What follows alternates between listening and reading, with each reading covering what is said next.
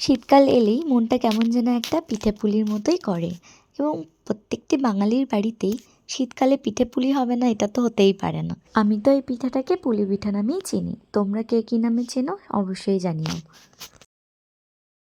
আমার শ্বশুর বাড়িতে কিন্তু এই পিঠাটি কাটা পিঠা নামেই পরিচিত।